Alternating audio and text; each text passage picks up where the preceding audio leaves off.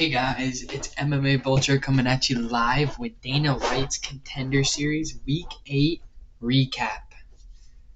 And we're going to go ahead and jump right into the first bout being Jacobe Smith versus Christian Savoie. And Jacobe Smith came out quick and on fire, man. He ended up taking down Christian Savoie early and just ground and pounding him and just looked great overall and dominant overall in that first round.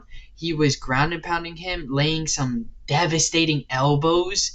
He has nasty, nasty elbows from top position. Christian Savoie tried everything, rolling, trying to reverse, but Jacobe Smith just maintained great pressure on him and just maintained control over him in general. And at the end of the first round, Christian Savoie had 3 total strikes the whole first round. Jacobe Smith was maintaining control of him and just beating the crap out of him the entire first round. Then second round, nothing really changes. Second round comes and Christian Savoie tags Jacobe like a little bit on the feet. Not really tags, just peppers him with shots a little bit. And that's about it for Christian Savoie. Again, Jacobe takes over the second round, maintains control of him, takes him down with ease. Christian Savoie has no takedown defense. Jacobe was easily getting the double legs and single leg takedowns, and he just looked completely dominant, getting the nasty ground and pound finish with his elbows.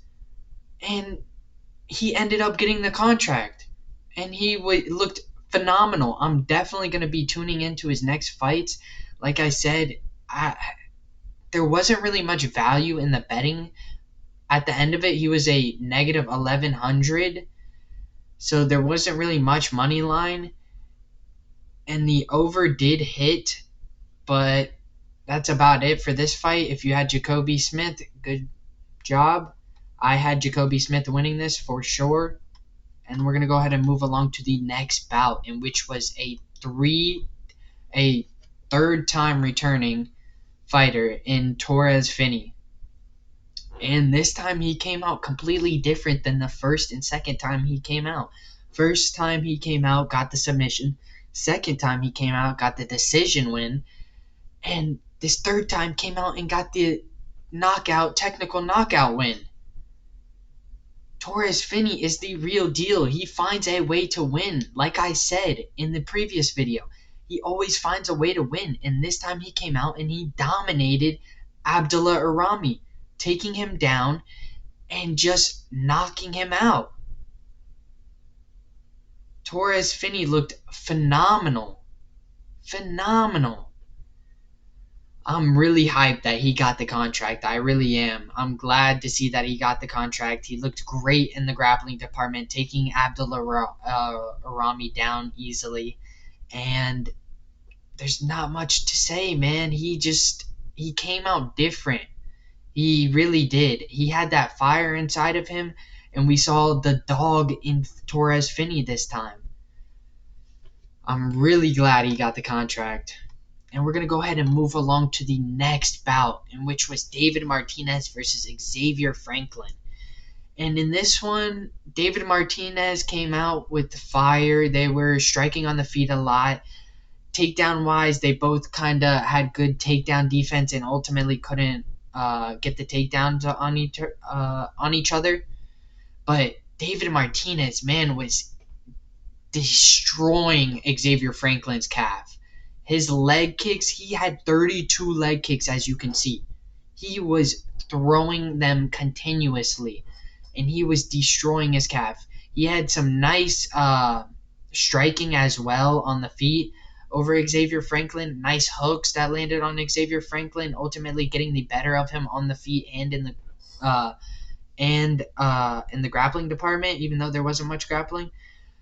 But man, oh man, was his leg kicks crazy. He has a arsenal of leg kicks. And Xavier Franklin, I feel like, did get the second round. I kind of thought he did. I feel like it could have gone either way, but I thought he kind of won it by a little bit. But David Martinez looked great, and now him and his sister are in the UFC, the brother and sister duo, the first brother and sister duo. And David Martinez, I had him again, just like I had Finney, and just like I had what's it called? Jacobe Smith again had David Martinez to win, and he ultimately got the 30-27 unanimous decision over Xavier Franklin, in which was a great fight. And let's go to the co-main event, in which was Alberto Montes versus Carlos Calderon. And man, oh man, coming out in the first round, Carlos Calderon was just super chaotic and just constantly pressuring Alberto Montes, constantly walking him down. No matter if he was eating shots or not, he was just constantly pressuring Alberto Montes. And in the striking department, Carlos Calderon actually looked phenomenal. I feel like he was getting the better out of Alberto in the striking department at the beginning and looked great. He had a stiff, quick jab, and he got the quick takedown on Alberto Montes, maintaining control of him, and was really looking good, but ultimately left an opening for somebody that's a submission artist in Alberto Montes, and Alberto Montes got the submission. He previously had 4 other submission attempts where he got close in one of them. Actually looked like I thought he was going to get it against Carlos Calderon. And finally, he gets the Anaconda choke against Carlos Calderon.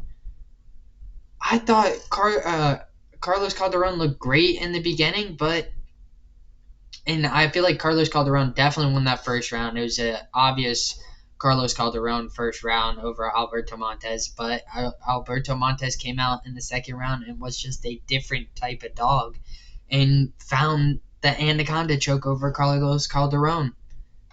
And I had Alberto Montes. And let's go to the main event. And if you guys haven't, don't forget to like and subscribe. And I had Diyar in this fight, and he did phenomenal in this fight. In the first round, I feel like it was a very back and forth bout in which it was a very close first round to judge. I feel like it could have gone either way. They were both striking back and forth, both trading shots on the feet. And come out second round, Diyar comes out. They're both striking on the feet. I feel like Diyar is looking a lot better on the feet. Bartosz is starting to slow down a little bit. And Diyar ends up catching him with a high left leg kick that puts Bartosz out cold. Out cold. I did not see it coming. I was in complete shock from it. I thought it would be a left hook from Diyar that would put out Bartosz. But no, it was a left high kick that completely put Bartosz out. It was insane. And again, Diyar ended up getting the contract, in which it was a phenomenal knockout. I was completely impressed by that knockout from Diyar, and I'm really excited to see how he does in the light heavyweight division. I really am. That really just impressed me. I did not see that coming, and it was a clean sweep. I had every single favorite. I didn't choose not one underdog on this fight. I really was confident in all the favorites on this, and they all ended up winning. And if you guys haven't, don't forget to like and subscribe like I said previously, and I'll catch you guys in the next one. Peace.